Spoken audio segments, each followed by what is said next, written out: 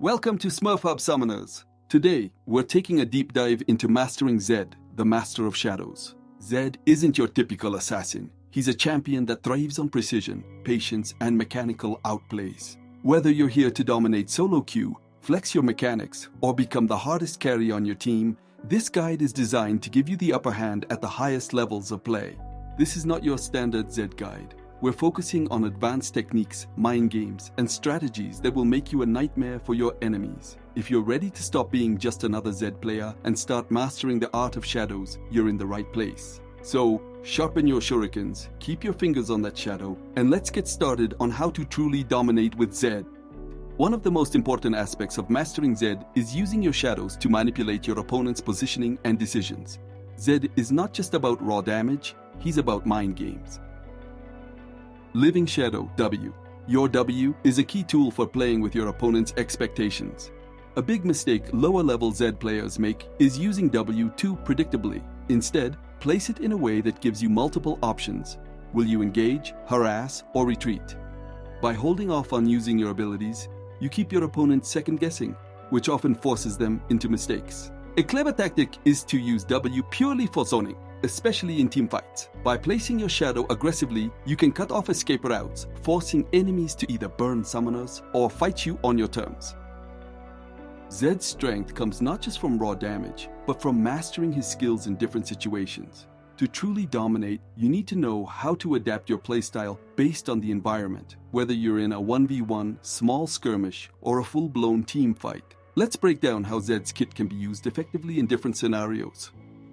In 1v1s, Zed shines when he can use his Living Shadow, W, to poke and harass before committing to an all-in. Start by placing W aggressively to poke with Q from a safe distance. If you land both shurikens, you'll have a health advantage. Now use R to engage. Remember, the key to winning duels is timing your E to slow the target, ensuring your second Q hits them at the end of your Deathmark burst. In smaller skirmishes, Zed's ability to hit multiple targets with his Q and E is crucial. Start by placing W in the middle of the enemy group, immediately following it with E for an area slow. This not only hits multiple targets, but also sets up an easy Q follow-up. From here, pick a key target and use R to eliminate them. While Deathmark is ticking, swap to your W shadow to reposition for another shuriken throw or escape. In teamfights, Zed can either go for a clean assassination or create confusion by positioning aggressively with W.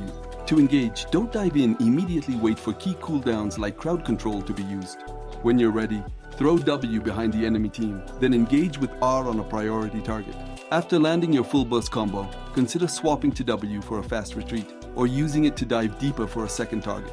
In chaotic teamfights, you can also zone out the enemy carries by placing W where they are positioned defensively, forcing them to reposition and creating space for your team. Understanding when and how to use Zed's skills in different scenarios will give you an edge over players who simply rely on basic combos. Zed is a champion that rewards quick thinking and precise execution. Whether you're dueling, skirmishing, or outplaying an entire team, Zed is not just an assassin, he's an incredible split pusher. A lot of Zed players tunnel on assassinations, but you can often carry games simply by out-macroing your opponents. When to split push. If you've got teleport up or your R is on cooldown, consider splitting a side lane instead of joining a fight.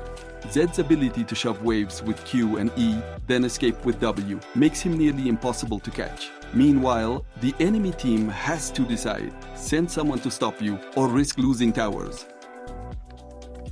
Once you've pushed the wave, don't stick around. Move into the enemy jungle, clear a camp, or look for an assassination on whoever tries to defend.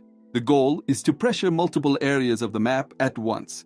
This is where your map awareness comes in. While you're split pushing, always keep an eye on the mini-map. If the enemy jungler or mid laner disappears, you need to be ready to escape or turn around for a 1v1. Teamfighting with Zed can be tricky. You're an assassin, but that doesn't mean diving in first. You need to be patient. Wait for key enemy abilities to be used like crowd control or the ADC's flash. Then, look for a flank or an angle to strike. Target prioritization. Zed's best targets are often the enemy carries, but don't tunnel on them. Sometimes the best play is to burst a squishy support or a mage who's out of position. It's not about flashy plays, it's about efficiency. Key tip: If you find yourself in a bad position after ulting, remember that you can use your W and R shadows to escape. Advanced Zed players don't always go for the kill. They disengage, reset, and wait for another opportunity. The best Zed players are constantly repositioning, waiting for the right moment to strike again. Let's quickly touch on itemization and runes. In Season 14, your core items should be Voltaic, Edge of Night. Then you go for Serpent's Fang if you are against heavy shields, or Cyrilda's Grudge if you are against tanks, or Maw of Malmortius if you are against fed mages or multiple AP champions. Your fourth item is usually Profane Hydra for the extra lethality and ability haste. For this build, the rune you take is Domination with Electrocute as the main keystone for burst damage. Then take Sudden Impact, Eyeball Collection, and Ultimate Hunter. For secondary, take Sorcery, Transcendence for cooldown, and Scorch for poking. In Champion Select, if you notice that you're playing against multiple tanks and bruisers, you can go for Zed's Bruiser build. For this build, Zed's core items are Eclipse, Spear of Shojin, Cyrilda's Grudge, and Profane Hydra. The rest is situational. For the runes, your go-to runes for this build is Precision with Conqueror as the main keystone. From there, take Absorb Life, Legend Haste, and Cut Down. For secondary runes, take Sorcery with Nimbus Cloak for the extra movement speed when you use a summoner spell, and Scorch. Remember, this build is a bruiser build. You don't rely heavily on burst damage. You need mid to long-term trades and fights in order to maximize the damage from Spear of Shojin and Conqueror. You're not locked into a single path. Both builds are good. You just need to learn how to adapt yourself in different games. You will obviously struggle at first, but with time and experience, everything will be easy and you will be able to always adapt your build and playstyle to the game. Surely, you will become the master of shadows. Zed's W is a really effective skill at zoning the enemies and outplaying your enemy. Your movement should be unexpected, as everyone playing against Zed expects him to blink to his shadow. That's why it's really an effective ability for zoning. Make sure to utilize it as much as you can. Zed excels against immobile mages like Syndra, but struggles against tanks with point-and-click CC like Malphite. Pick your fights wisely, and you'll come out on top. And that's how you dominate with Zed at an advanced level.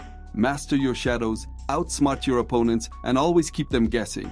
Hit that like button if you found this guide useful, and subscribe for more high-level League content. See you in the Rift, summoners!